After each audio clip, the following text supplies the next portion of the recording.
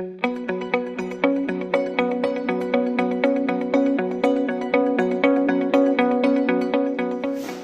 بيكم. هتكلم دلوقتي عن ادويه السخونيه في الاطفال. انا ابني سخن ومش عارف اوصل للدكتور، هديله دواء سخونيه ازاي، جرعه عامله ازاي لحد ما اوصل للدكتور يشوف هيكمل ازاي معاه. الطفل محتاج مضاد مش محتاج على حسب، بس انا هتكلم كطوارئ دواء السخونيه ازاي اديه للطفل، لان ساعات بشوف جرعات عاليه قوي وساعات بيبقى اذى للطفل على الفاضي. تمام.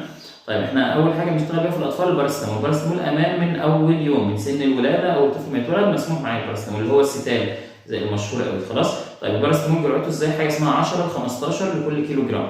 يعني انا ابني بيتوزن وبيتاخد، المفروض الدكتور بيحسب بيضرب وزن الطفل من 10 ل 15. الكميه اللي بتطلع دي الكميه المسموحه ان انا اديها له من ماده الباراسيتامول. طيب الاهل مش هيعرفوا يحسبوها، فانا هقول بالتقريب بتبقى الدنيا عامله ازاي. الطفل في الاول خالص بديله ستال اللي هي النقط. خلاص. النقطه فيها 5 مللي جرام، فانا الجرعه بتبقى انا قلت من 10 ل 15 لكل كيلو، فبتبقى من نقطتين لثلاثه لكل كيلو. الولد ابني مثلا 5 كيلو، يبقى مسموح لي اديله من 10 ل 15 نقطه. طيب القطاره فيها 20 نقطه، يبقى انا بدي من نص لثلاث ارباع قطاره. بيتاخد ازاي الستال؟ بيتاخد من كل 6 ساعات، كل 8 ساعات، مسموح لحد كل 4 ساعات. يعني ممكن اديله نص قطاره او ثلاث ارباع قطاره كل 4 ساعات، ده لو ولد وزنه 5 كيلو. تمام.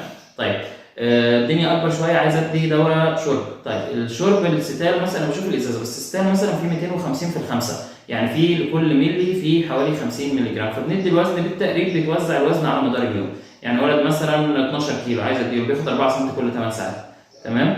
طيب لو هدي في اللبوس مثلا بشوف تركيز اللبوسه، لان هو نازل من الباراسيتامول اللبوس مختلف التركيز. عندي البارامول البارامول والستال تركيزهم 120 و 125، دول بيتاخدوا لطفل وزنه مثلا احنا قلنا من 10 ل 15، فعيل من اول ما يجيب 8 كيلو ممكن اديله اللبوسه ديت. خلاص. اللبوسه اللي هي الستال بيتاخد 100، اللبوسه اللي هي 120 او 125. كويس. وبتتاخد اللبوسه نفس الكلام برضه، ممكن المعدل نفس المعدل. طيب في الاكبر منها اللي هي البوست الجرال اللي هي البوسه ال 250، في اكبر منها اللي هي البوست الابيمول اللي هي البوسه ال 320. طيب في بعد كده حتى للكبار اسمه البراجيزك، دي بوسه 500. فاحنا اللبوس في الستال مختلف التركيز، بشتغل حسب الوزن اللي قدامي. ادي من 120 في البيرال 250، في الابيمول 320، في البراجيزك 500 دي بتاعت الكبار. طيب دي ماده الباراسيتامول. نيجي بعد كده الماده اللي بعدها اللي هي البروفينات، الايبوبروفين. تمام. بيتاخد الجرعه برده من 10 ل 15، بس ما ينفعش ادي كل 4 ساعات، هو بيتاخد من كل 8 وممكن كل 6. خلاص. بس ما توصلش كل 4 ساعات. طيب البروفين بيتاخد ازاي الجرعه؟ البروفين الشرب مثلا زي البروفين الميجافين الستافين الحاجات ديت بيبقى الجرعه بتاعتها نص الوزن كل 8 ساعات او كل 6 ساعات. ليه؟ لان هو تركيزه 100 في الخمسه، فالملي الواحد او السنتي الواحد فيه 20، واحنا الجرعه من 10 ل 15، فبتدي نص الوزن. ممكن تعلى شويه عشان نوصل ل 15، لكن في الغالب احنا بنشتغل بالطريقه دي اللي هي نص الوزن كل 8 ساعات. عايز وزنه 10 كيلو عايز اديله بروفين بديله 5 سم كل 8 ساعات.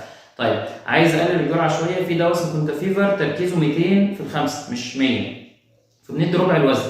يعني ندي عيل 10 كيلو هديله 2 سم ونص. تمام. طيب مسموح من اول سن قد ايه؟ احنا قلنا الباراسيتامول الستال مسموح من الولاده، البروفين لا. كنا الاول بنقول من اول 6 شهور، ممنوع تحت 6 شهور، دلوقتي بنقول من 3 شهور مسموح بشرط. ايه الشرط؟ ان الطفل يكون عدى 6 كيلو.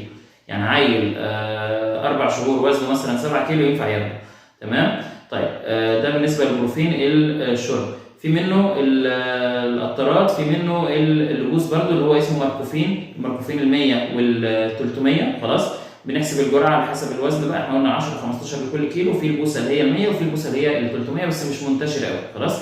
في القطاره اللي هي الفلابو. خلاص. دي بتبقى 40 في الملي، فهي جرعتها بتبقى ربع القطاره لكل كيلو. يعني عيل، بس انا مش بشتغل بيها كده، ان هي بتبقى الكميه كده هندي كتير. خلاص. طيب يبقى عندنا كده خلصنا الباراسيتامول، خلصنا ماده البروفين، نخش بعدها على الديكلوفينات. ديكلوفينات الصوديوم اللي هي الدولفين والبيبي ريليف اللي هو اللبوس يعني. خلاص. هي انا مش بنحب نشتغل بيها في الاطفال تحت السنه، ما بتتاخدش تحت السنه. خلاص. من فوق السنه بتتاخد حاجه اسمها جرعه 1 لكل كيلو، فاللبوسه ال 12 ونص ديت الطفل لما يجيب سنه مثلا ممكن نبدا نديها له. في البوس الاعلى كده اللي هو 25 بيتاخد على سن مثلا 6 سنين. بنشوف المناسب للطفل، بس انا مش بحب اشتغل بيها بالذات مع الكحه، لان هي بتقفل الصدر مع الكحه، فبتبدا ان هي تزود لي الكحه. يعني جاي لي طفل سخن وبيكح، فلو اديت له ديت عشان السخونيه تحسن، لكن الكحه هتزيد. طيب انا عايز الطفل سخن جامد وعايز ادي دوايين سخونيه مع بعض.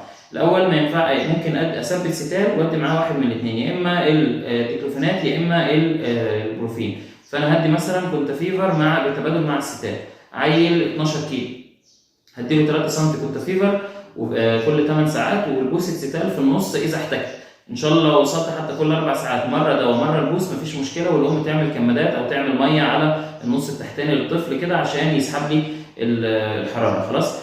طيب عايز ادي دولفين مثلا، هدي دولفين لبوس وهدي لبوس الستال في النص عند اللزوم اذا احتجت، لكن ما اديش بروفين اللي هو الكونتافيفر او البروفين بالتبادل مع الدولفين. الاثنين مع بعض لو اتاخدوا للطفل يبداوا يأذوا الكلى، لان هم الاثنين بيخرجوا من الجسم عن طريق الكلى، يبداوا شغلهم الكلى تتاثر بيهم، ممكن الكلى عند الطفل تتاذي. اي نعم الحراره هتنزل بصوره احسن، لكن هنأذي قدام الكلى، فلا خلينا نثبت الستال مع واحد منهم لحد شرب باراستامول او ستال او بروفين يعني مع دولفين اللبوس، يهدي لبوس الباراستامول اللي هو الستال مع شرب اللي هو البروفين او الكونتافيفر. تمام.